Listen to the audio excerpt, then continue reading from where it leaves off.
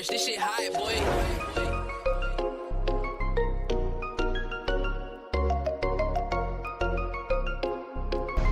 Montez le volume et rendez-vous au premier virage.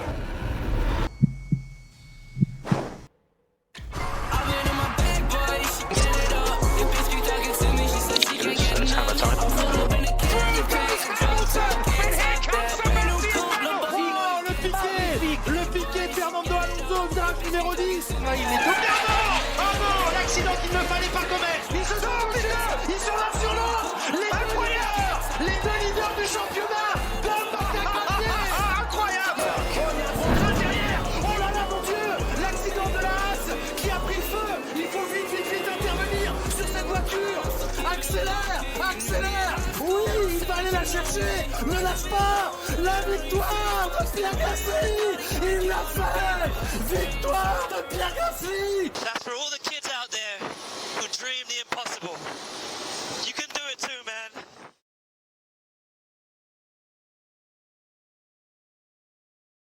La Formule 1 procure des émotions qui ne peuvent être ressenties nulle part ailleurs. Pour pouvoir pleinement comprendre pourquoi certains dépassements ou certaines victoires sont plus épiques que d'autres, il faut s'intéresser à la F1. C'est une discipline très complexe avec un tas de notions qu'il faut en partie maîtriser pour apprécier ce sport à sa juste valeur. Personnellement, j'ai commencé à regarder la Formule 1 pendant la saison 2020. Je suivais déjà Hamilton avant depuis sa rivalité avec Nico Rosberg, mais je ne m'étais pas intéressé en détail plus que ça. Ce qui m'a le plus marqué depuis 2020, c'est évidemment le 7e titre de champion du monde de Lewis Hamilton, et la victoire de Pierre Gasly en tant que Français, c'était un moment de joie particulier. Forcément, la saison 2021 aussi a été mémorable. Un duel Hamilton-Verstappen chaque week-end jusqu'au dernier tour de la dernière course de la saison reste inoubliable. Dommage que la saison se soit terminée de cette façon.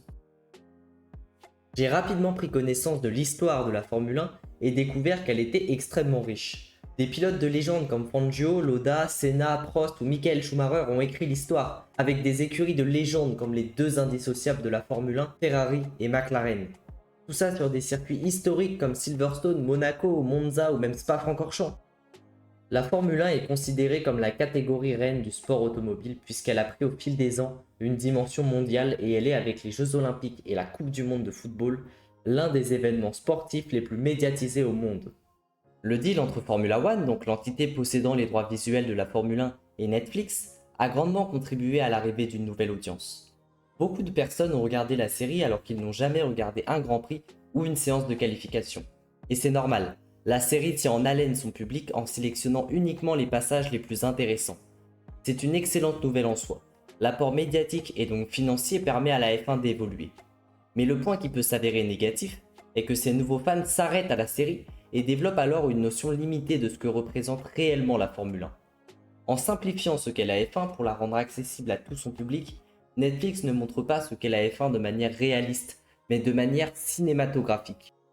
Au passage, s'il y a un seul film que je dois vous conseiller de regarder, ce serait le film Rush. Il retrace l'une des plus célèbres rivalités de la F1 entre Niki Lauda et James Hunt.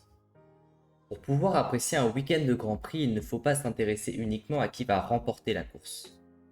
La F1 a toujours eu des périodes de domination. Michael Schumacher, Sebastian Vettel, Hamilton et désormais Max Verstappen. La stat la plus représentative est que depuis la saison 2010, sur les 271 Grands Prix disputés, les 4 champions du monde de la période, donc Vettel, Hamilton, Nico Rosberg et Verstappen, ont remporté 208 Grands Prix. C'est plus de 75% de victoires à eux 4. Les batailles en piste sont vraiment intéressantes à tous les niveaux. Cette année, on a de superbes batailles en piste, aussi bien sur le podium que le midfield que le bas du classement. Jamais les performances n'avaient été aussi proches entre toutes les monoplaces. Je ne dis pas que tout le monde peut jouer un podium ou même un top 5 à la loyale, mais on a bien vu Ocon sur le podium à Monaco et Albon 7ème au Canada. Ces résultats ne sont sûrement pas le fruit du hasard, mais l'accomplissement d'un travail acharné de la part de tout le personnel de l'écurie. On parle des pilotes, du directeur d'équipe, des ingénieurs, des mécaniciens, mais aussi faudrait parler de l'équipe des médias et des entraîneurs. Faut évidemment pas oublier l'équipe d'usine qui conçoit et construit les voitures. Le total peut alors atteindre plus de 1000 personnes pour les meilleures écuries. Il faut par là comprendre la course au développement réalisée par les équipes. Elles tentent d'exploiter au mieux le règlement technique régi par la FIA. Ces règles sont très strictes sur la manière de conceptualiser les monoplaces et même la manière de faire la course. Il faut aussi comprendre la stratégie lorsqu'on regarde un Grand Prix. Je vous ferai une vidéo dédiée, mais pour vous résumer rapidement, la FIA oblige chaque pilote à réaliser un pit stop ou encore à chausser différents types de gomme lors d'un week-end de Grand Prix par exemple. Pour le pit stop, sûrement l'élément central d'un Grand Prix, il faut que les stratèges trouvent le meilleur moment pour s'arrêter. La pluie, une safety car ou contrer un undercut sont quelques-unes des nombreuses raisons qui poussent les ingénieurs à lancer le fameux So box, box, box, box. Les mécanos doivent alors intervenir sur la voiture en moins de 3 secondes. Avoir la bonne stratégie peut faire gagner très gros à une écurie ou un pilote. Ce dernier doit alors maîtriser pas mal de choses pour participer à la bonne réalisation de la stratégie. Il doit gérer ses pneus, son ERS, son essence, même sa balance de frein par exemple. Tout ça en maîtrisant ses temps autour quasiment au 10e près. Toutes ces notions, et encore j'en ai passé pas mal, méritent d'être traitées dans des vidéos individuelles. Je vous invite à laisser en commentaire ce que vous aimeriez savoir plus en détail. Vous pouvez aussi aller voir la chaîne Le Coin des Pilotes, le lien est évidemment en description.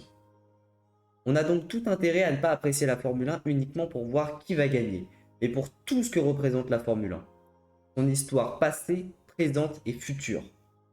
Et une ou deux fois dans la saison, des surprises interviendront comme elles arrivent chaque année. Elle est loin, elle est infiniment loin, cette parabolique. Écarte-toi, ne le laisse pas t'aspirer. Il se met à l'intérieur, il fait de la récupération d'énergie pour essayer de sortir de la parabolique. Elle est presque là, cette victoire. Accélère, accélère. Oui, il va aller la chercher. Ne lâche pas. La victoire de Pierre Gasly. Il l'a fait. Victoire de Pierre Gasly. Victoire d'AlphaTauri. La victoire française. 24 ans, 3 mois et 18 jours après Olivier Panis. En s'imposant à Monza, Pierre Gasly a réalisé l'un de ses rêves d'enfant. Il a vécu et nous a fait vivre par la même occasion un moment d'émotion unique.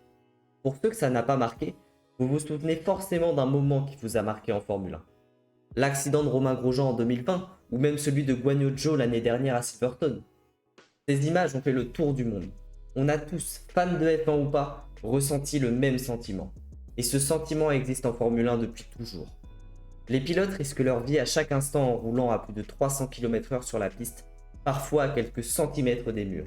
Ils repoussent les limites de la piste pour essayer de grappiller le moindre dixième, voire millième de seconde. C'est un sport extrême qui pousse les pilotes à réaliser des prouesses qui les rendent comme des surhommes à nos yeux. Cet aspect est accentué par la valeur de leur place dans une écurie de Formule 1. Beaucoup de pilotes en font leur objectif principal dès l'enfance. Imagine being in the Formula 1 car. À 4 ans, Michael Schumacher faisait déjà du karting avec un moteur de tondeuse à gazon adapté sur son kart à pédales. Lewis Hamilton, lui, a remporté son premier championnat national à 9 ans, alors qu'il avait commencé le karting seulement une année plus tôt. Les 20 seuls baquets disponibles sur la grille sont offerts par les écuries aux pilotes le plus méritants ou rentables financièrement. Grand nombre de jeunes pilotes très talentueux n'ont jamais eu leur chance en Formule 1. Beaucoup se rabattent alors sur d'autres sports, comme la GT, la Formule I ou l'IndyCar par exemple. La F1 paraît alors très élitaire, et c'est le cas. Je vais pas vous mentir et vous dire qu'on peut tous avoir inscrit pilote de Formule 1 sur son CV, il n'y a qu'à regarder la grille actuelle, Hamilton, Alonso, Verstappen et j'en passe. Tous ont dévoué leur enfance au karting et à la monoplace. Cela représente des sacrifices, du travail, mais aussi forcément de bonnes rencontres et évidemment du talent. On aura beau s'entraîner autant qu'on le veut, on n'aura jamais une once du talent de ces gars-là. Leur dévouement pour la monoplace perdure tout le long de leur carrière. L'hygiène de vie d'un pilote doit être irréprochable et leur poids est contrôlé régulièrement. Depuis 2019, le poids du siège avec le coureur en position doit être d'au moins 80 kg. Alors leur objectif est évidemment de ne pas faire trop au-dessus de 80 kg, car vaut mieux rajouter des poids dans le baquet plutôt que de risquer de perdre de précieux dixièmes à cause d'un surpoids. Les températures qui peuvent être atteintes à l'intérieur de l'habitacle, lorsqu'ils sont emmitouflés avec leur casque et leur combinaison, atteignent parfois jusqu'à 55 degrés Celsius avec 80% d'humidité dans les cas extrêmes. Des conditions aux limites pour un être humain. Ceci ajouté à l'effort physique et mental nécessaire pour accomplir un Grand Prix, conduit le coureur à perdre jusqu'à 5 kg d'eau au cours d'une seule course.